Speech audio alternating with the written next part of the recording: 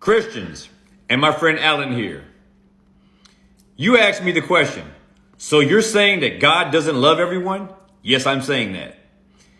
And is a respecter of persons? No, I'm not saying that. They're not the same. These are two different things.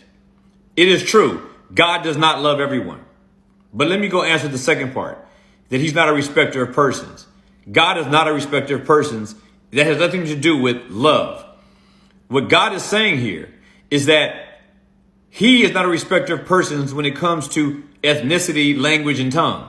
He's saying that he is not only the God of the nation of Israel and the people of the Middle East. He is saying he is a God of all believers, regardless of where they come from. He is a God of the Gentiles and a God of the Jews equally. And that's what he's saying. He's not a respecter of person in terms of who he saves and who shall inhabit his eternal household. That is what he means when he says he is not a respecter of persons. He is not withholding people back from salvation because of their nationality or their race or their language or anything like that. Which is why when Jesus said in John 3:16 that God so loved the world, he was not saying that God loves every single person without exception. He was saying that God loves every single person in the world without distinction. Without distinction. There's a difference between loving everyone without exception and loving everyone without distinction. Now, let's deal with this issue of God hating. First of all, if God loves, then he must also hate. They just go together. You can't separate one from the other. Otherwise, what would be the point in saying you love anyone if you love all of them the same?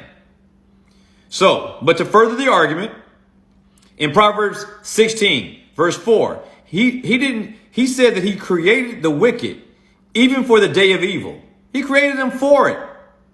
I know you're not going to like hearing this, but that's what it says. Proverbs 16, verse 4. In Psalm 11, verse 7, it says, but the wicked and the one who loves violence, his soul hates. His soul hates the sinner and the sin.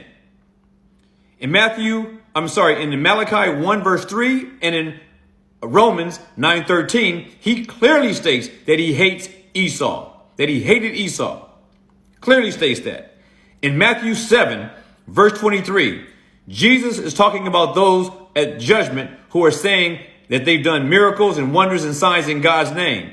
Jesus says to them, I never knew you. Depart from me, you workers of iniquity. He didn't just say he didn't know them. He said he never knew them.